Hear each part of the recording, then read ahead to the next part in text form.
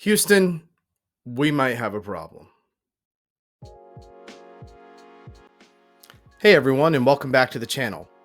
Today we're going to be talking about something slightly off topic, but it's a subject that I've wanted to be able to cover with everyone for a while, and that topic is webcams. And you may be wondering how this relates to Power Apps at all, but it kind of does, right? Because there is the ability to add a camera control to your Power App. And so you may find some interesting use cases for why you would want to have really good camera quality when you're building or developing a Power App.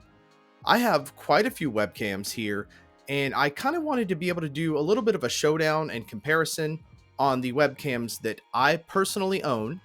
And at the end, we can kind of evaluate and see where we're at. So we're going to do some pretty basic stuff here. All of my webcams that I have not installed any companion software on. And to make it a more fair and objective comparison, I'm actually not only using the webcam video source, but actually using the webcam as my audio source in each of these comparisons, as you will see. So without further ado, let's go ahead and get started. So the first camera on our list is the Logitech Brio, and this is the camera that I use day in and day out for recording all of my videos and for all of my video conference calls. I really like this camera. I think the picture quality is sharp. The colors seem pretty accurate without doing any sort of tweaks. And overall, just a really good camera. It also comes with some software that you can install, and you may see why here in a second. And if you notice, recording right now, I haven't changed the field of view at all. So you actually get a really super wide field of view here. And normally when I record, I shrink that field of view down more to be about here so that the video is more focused on the subject and I'm not capturing all of this background. As you'll see in this camera test, I'm also recording using the built-in microphone of these cameras so that you can hear how they sound on the off chance that you do not have an external microphone or any other type of voice input. So let's assume that you only had the camera and you could only use the microphone on the camera. So this will be as much about video quality as it will about audio quality. Let's move on to our next camera. This next camera on our list is the EPOS Expand Vision 1. This is also a 4K camera. I do not have a lot of experience with this one. I've only had it for a relatively short amount of time. It also comes with companion software that you can use. I don't have it installed. I've elected to not use the companion software for any of these tests, just so we can see what the experience is like out of the box on these cameras. Again, this is also 4K. As you'll see, you definitely do not have as wide of a field of view as you did on the Logitech Brio, but I really can't wait to play this back and see how this camera looks and sounds. So let's move on to our next camera. Next on our list is the Logitech C922 camera. So this is a slight step down from our previous cameras. This is only 1080p. I would not stress about that too much. 1080p is going to be more than enough for most applications.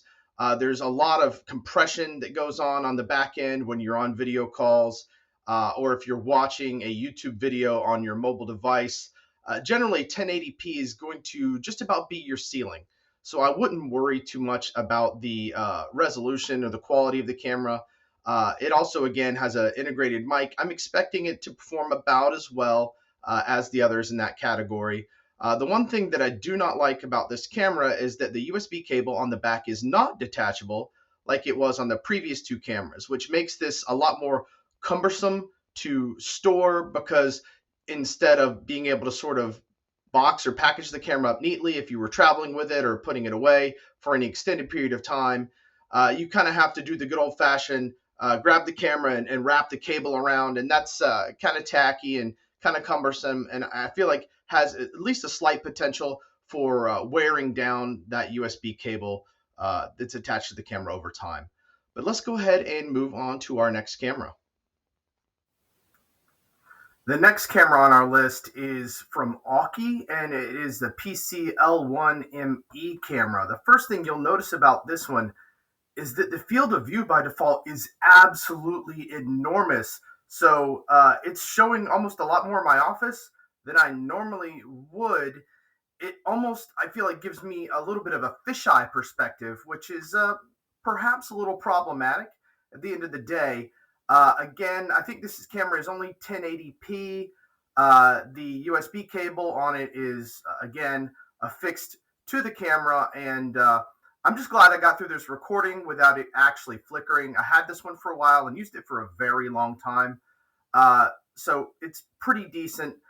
But again, the construction or the build quality on something like this, there's always a chance it's lesser than some of the major brands out there. But again, if you want this huge field of view and this fisheye effect, this may be the camera for you. Who knows?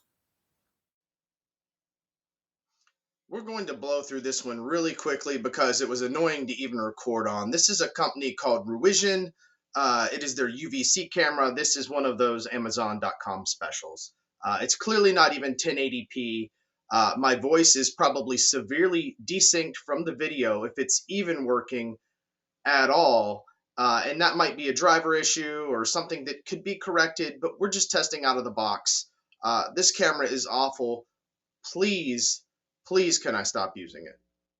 The final contender here on our list is actually the integrated webcam and microphone that your PC probably has. I'm actually recording this on a MacBook Air M1.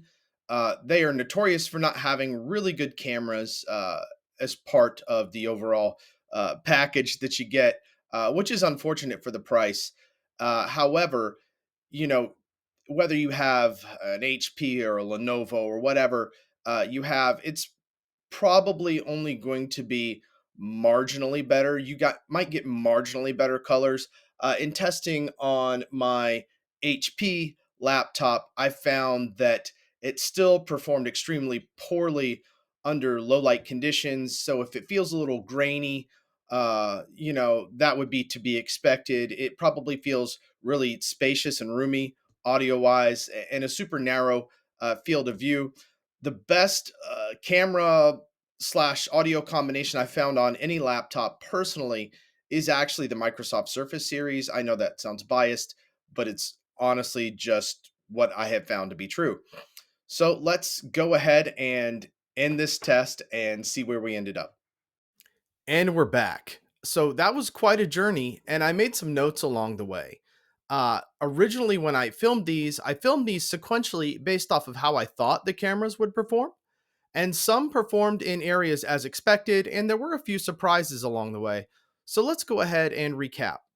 The first camera was the Logitech Brio. I rated the video quality on that as being excellent, the audio quality as being fairly average for a webcam, that it did come with companion software, so you can start to actually refine the image a little bit more with a camera like this. The default field of view was fairly wide for a camera. Again, by default, that can be adjusted in the software. The color tone on this is fairly accurate.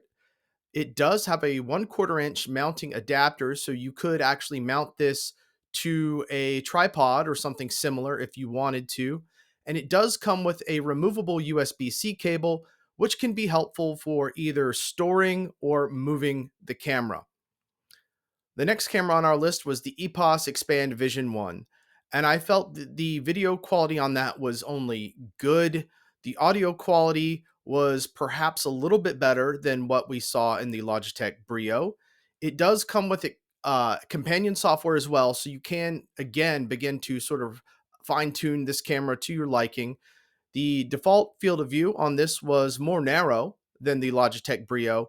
The color tone was a little warm, honestly, and you probably saw that as well. But it also does come with a 1/4 inch mounting adapter for tripod mounting or something similar. And it also does come with a removable USB-C cable, actually, as well as a convenient little carrying case for the camera. So that's a kind of a plus. The next camera on our list, sort of moving into what I figured would be more of the mid-tier cameras, the Logitech C922. The audio or the video quality, starting with that, I felt was good for this camera, good enough for most people for most situations anyway. The audio quality, it felt loud. I felt like I was blowing out the speakers a little bit using the audio on this webcam. So that was a huge ding, in my opinion. But it does allow you to adjust some of that, at least video wise, using the companion software. I would really only recommend that particular camera if you were going to use some other audio source. The default field of view, again, good. Actually, I felt was the best of the bunch by default. Color tone was fairly accurate, like the other Logitech camera in our group. It does, again, have a 1/4 inch mounting adapter for tripod mounting, but it does not have a removable USB cable, which, again, kind of knocks it down a little bit of a peg. The next in our list was the Aukey camera, and I think I spent, I don't know, probably $40 on that camera a few years ago when it came out. I checked the prices as of recording this video; it's down to just around $20. So hey, a camera for 20 bucks, you really can't beat that. The video quality on that, however, I felt was average. The audio quality on that was once again pretty poor. It doesn't come with any companion software, so what you see is really going to be what you get for the most part with that camera. The default field of view was actually extremely wide. And some of you may like that. I don't. I didn't really want that sort of fisheye view. It felt like I was using a GoPro, honestly. The color tone with that camera was on the cooler side with definitely a noticeable blue or green hue to the image.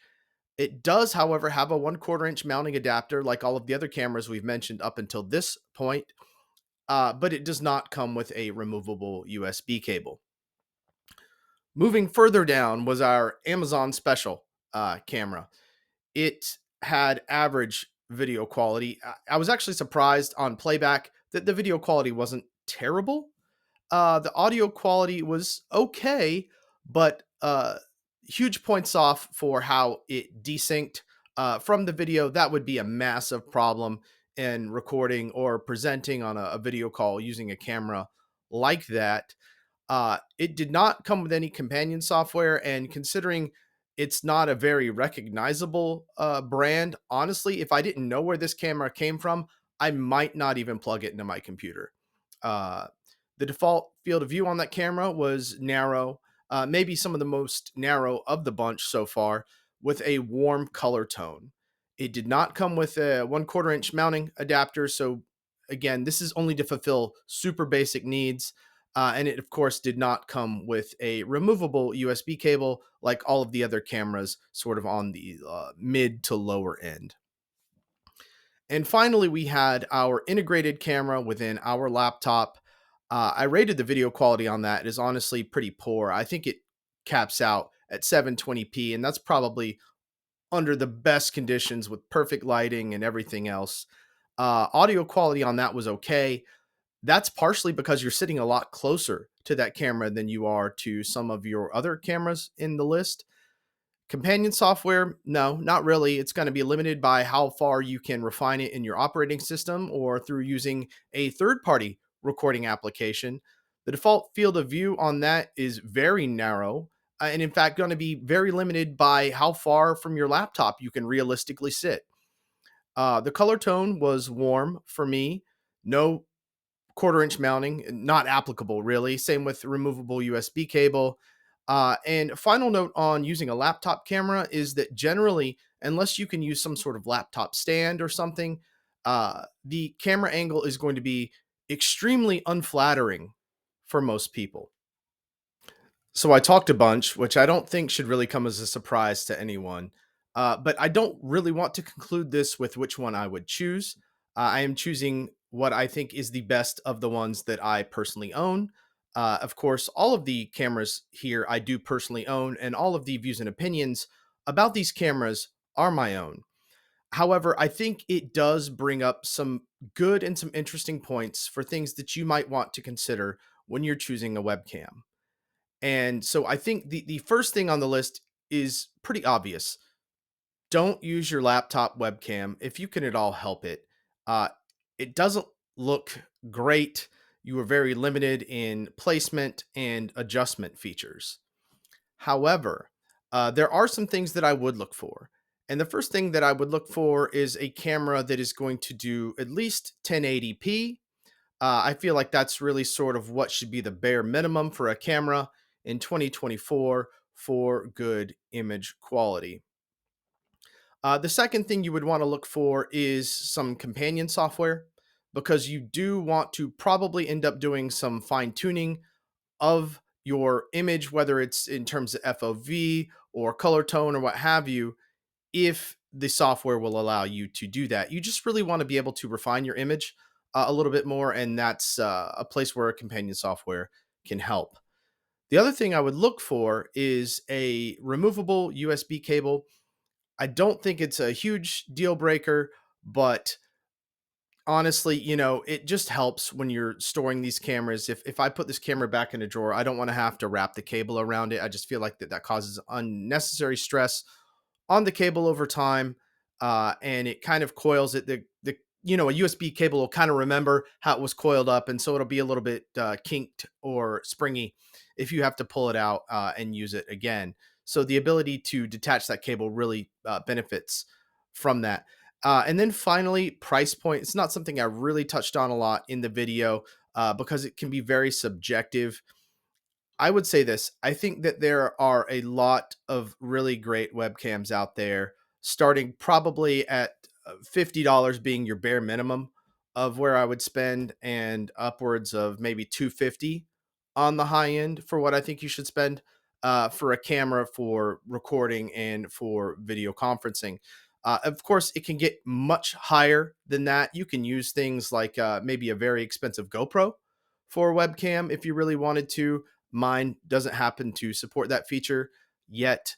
However, it's possible. And then, of course, professional quality cameras from brands like Sony also have webcam integrated features, but you're spending a lot for a video conference at that point, unless you're a professional content creator. So that kind of concludes my thoughts on a webcam. I hope that if you are using one, drop yours in the comments below. I'd love to know what you all are using. As always, thank you so much for watching. If you like this video, please give it a big thumbs up, a reaction, a reshare, a comment. All of that is certainly appreciated. If you've not already subscribed to the channel, please make sure that you do so. Thanks so much for watching, and I'll see you in the next one. Take care.